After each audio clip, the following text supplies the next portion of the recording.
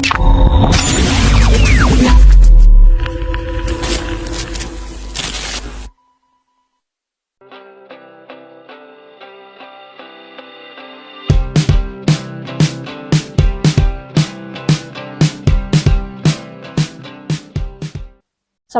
warahmatullahi wabarakatuh. Waalaikumsalam warahmatullahi wabarakatuh. Selamat siang. Selamat siang. Ya, baik Ibu Bapak, mohon maaf izin saya perkenalkan Ikang Gita Rumsari atau biasa dipanggil Bu Gita, guru BK dari SMA Negeri 1 Brebes. Di sini saya akan mendiseminasikan hasil dari BIMTEK BK selama kurang lebih 4 hari 3 malam di Solo. Ya, jadi BIMTEK ya di Solo. BIMTEK BK-nya itu terkait tentang apa? Terkait tentang 7 jurus BK hebat. Nah, ini materinya ada 7. Yang pertama, kenali potensi. Kenali potensi itu bertujuan agar Bapak guru BK itu bisa melihat, mengenali potensi dan bakat dari masing-masing siswa. Lalu yang kedua ada kelola emosi. Ya, di sini tujuannya Bapak guru BK ataupun non BK bisa terampil membimbing langsung di kelas untuk membantu murid mengelola emosinya. Oke, selanjutnya ada tumbuhkan resiliensi. Guru mampu membantu murid untuk membentuk grow mindset. Nah, grow mindset itu kemarin sudah dibahas dalam pengimbasan deep learning ya. Jadi kita lanjut saja. Yang selanjutnya ada jaga konsistensi, yaitu guru mampu menumbuhkan pembiasaan karakter positif. Selanjutnya jalin koneksi. Guru atau guru non-BK mampu menjalin koneksi, mampu melakukan komunikasi secara empatik. Nah, ini yang keenam, bangun kolaborasi.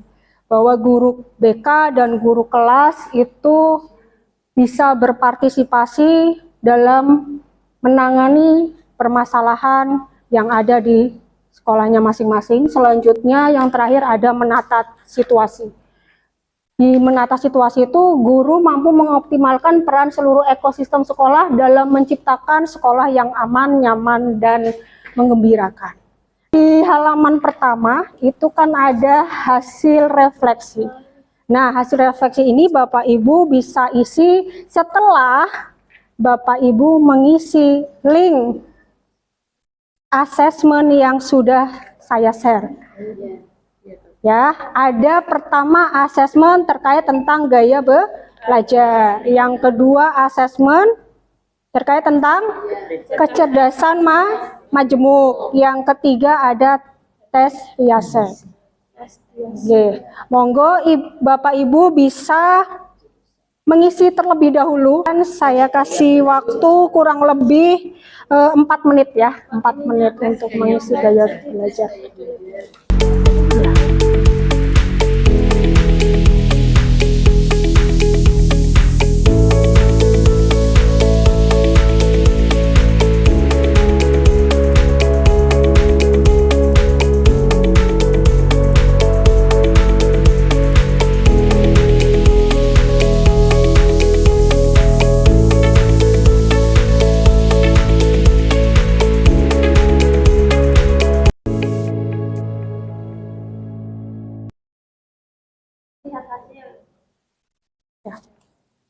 Ya.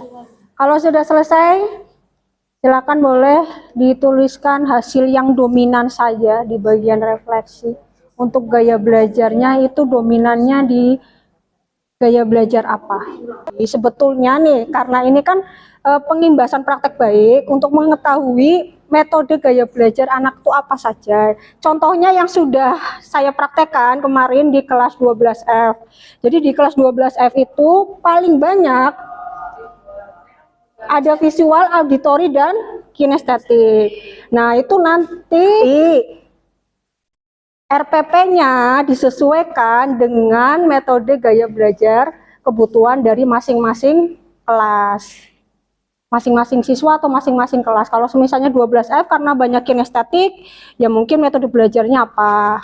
Boleh praktek langsung, diterangkan dulu teori baru praktek, atau misalnya visual bisa pakai infografis, bisa pakai tonton video, bisa pakai mind mapping seperti itu. Karena memang terkadang kita metode pembelajaran itu hanya berfokus pada satu atau dua metode saja. Jadi akhirnya nggak efektif, nggak efisien ya.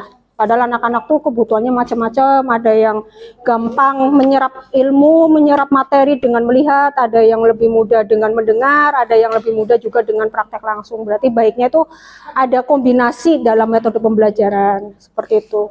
Kayak materinya sudah dapat nih Bapak Ibu. Bangun kolaborasi. Oke. Ada yang tahu nggak kenapa kita penting untuk membangun kolaborasi antar sesama guru atau dengan stakeholder sekolah? Ada yang tahu kenapa? Kok penting sih? Kenapa sih ada masalah mending diselesaikan sendiri aja? Kenapa harus kita bangun kolaborasi? Sharing. Kenapa sharing? Bu Umi. Ya, untuk bisa menemukan jalan keluar yang terbaik. Oke, bagus. Bisa Tanggung jawab bersama. menumbuhkan tanggung jawab bersama. Biasanya berarti tanggung jawab sendiri-sendiri ya, Bu? Iya, Iya. masing-masing tidak ada komunikasi. Nah itu. Jadi kalau ada sesuatu saling menyalahkan. Nah itu yang harus dihindari. Baiknya kalau nggak saling menyalahkan harus ada Itu kolaborasi. Ya, baik. Jadi intinya gini. Permasalahan siswa yang ada di sekolah itu tanggung jawab bersama. Ya, guru BK, wali kelas, STP 2K. Kalau di sini ada STP 2K ya, tim kedisiplinan. Ada waka kesiswaan, guru wali, bahkan guru MAPE. Ya, macam-macam. Semua sebetulnya berkontribusi untuk bisa memberikan solusi yang terbaik terhadap permasalahan yang sedang dihadapi oleh siswa atau murid. Baik, sepertinya kalau melihat iklim di SMA 1, kadang Bapak Ibu guru wali kelas atau guru BK mungkin ya, kadang kita masih bingung untuk mengklasifikasikan beberapa permasalahan ini masuk dalam kategori ringan, berat, atau sedang. Di sini kalau dalam 7 jurus BK itu termasuk bangun kolaborasi itu ada namanya kerangka multi tier sistem dan support. Itu dibagi menjadi 3 tier, 3 bagian. Ada bagian umum, masalah yang masih bisa ditangani dan pihak-pihak yang dilibatkan juga masih internal sekolah saja, tidak terlalu berat. Contohnya apa? Contohnya misal ada permasalahan yang alfa kurang dari 3 hari, atau sakit kurang dari 5 hari, atau mungkin permasalahan-permasalahan dia mengalami motivasi belajar yang turun misalnya.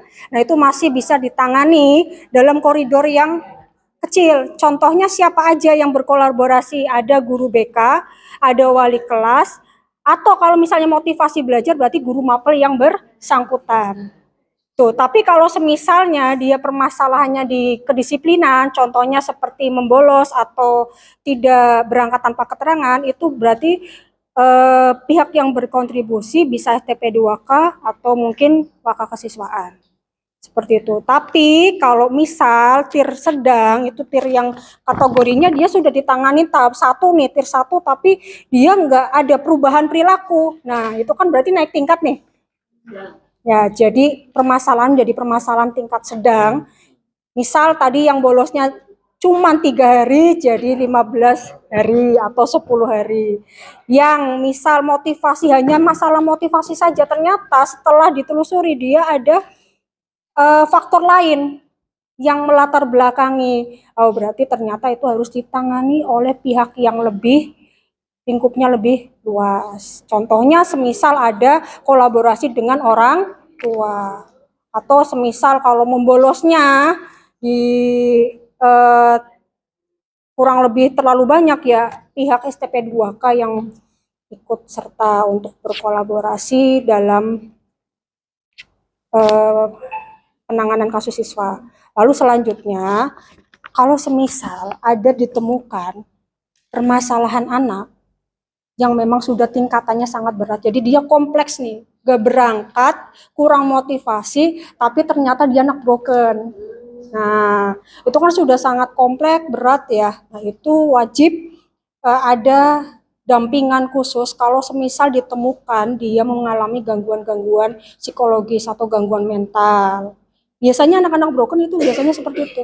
Apalagi ada dominan dia mempunyai riwayat ya, kadang diperlakukan tidak enak atau diperlakukan tidak adil dengan teman sesama seusianya atau dengan orang tuanya. Di pihak yang dilibatkan lebih sangat luas. Jadi yang tadinya hanya orang tua, STP 2K bisa lanjut ke ranah ada kepala sekolah, ada psikiater dan lain sebagainya. Oke, sampai di sini ada yang mau ditanyakan? Misalkan brokernya Ya. sampai dia itu hamil. Ini Banyak. Itu sampai dia hamil. Sampai orang tua itu nggak mengetahui. Dia itu sampai lahiran setelah kelas 3 praktek olahraga itu sampai nggak kelihatan. Nah itu penanganannya bagaimana? Oke. Berarti ini kondisinya berat atau ringan atau sedang? Sangat berat. Pihak yang dilibatkan ada orang tua dan ada pasangan yang menghamili ya Bu. Jadi kalau seperti itu ya tergantung dari keputusan bersama. Kan nanti akan dikolaborasi dengan stakeholder sekolah yang lain. Keputusannya tuh seperti apa? Finalnya apakah ini tetap dipertahankan sampai dia lulus ataukah memang harus keluar? Itu pun harus ada keputusan secara bersama, nggak sepihak. Itu bukan ini kasusnya kasus berat ya. Oke, ada lagi. Oke, ada yang mau ditanyakan?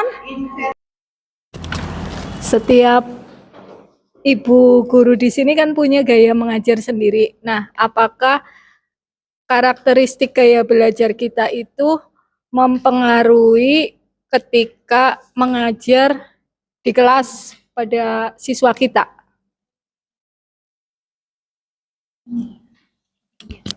Ya, biasanya sih kebanyakan mayoritas iya. Makanya ini ilmu baru nih Bapak Ibu. Jadi ketika kita paham asesmen awal itu seperti apa, identifikasi awal untuk siswa seperti apa, bahwa ternyata kebutuhan setiap siswa di masing-masing kelas itu berbeda. Alangkah baiknya memang disesuaikan dengan kebutuhan siswanya, bukan kebutuhan gurunya. Ya, seperti itu nggih. Ada lagi yang mau ditanyakan? Sudah jelas, oke. Baik, terima kasih karena sudah sore juga, waktunya bentar lagi kita pulang. Ya, jadi harapannya dari proses pembelajaran, proses diseminasi pembelajaran materi tentang kenali potensi dan kolaborasi, ada Bapak Ibu bisa tularkan, khususnya untuk kenali potensi, nggih, bisa. Itu nanti link-link terkait tentang kecerdasan, gaya belajar, YASEK itu dibutuhkan di siswa. Nanti boleh nanti di-share ke siswa binaannya masing-masing. Lalu selanjutnya untuk berkolaborasi ini harapan kedepannya kita lebih ini ya Bu, bisa ada kerjasama biar nanti penanganan kasus atau penanganan permasalahan siswa jauh lebih efektif, efisien. Baik, terima kasih. Kurang lebihnya mohon maaf. Terima kasih atas kehadirannya. Barangkali nanti butuh materi lebih mendalam, nanti bisa temuin saya di ruang BK. Terima kasih. Assalamualaikum warahmatullahi wabarakatuh. Waalaikumsalam warahmatullahi wabarakatuh.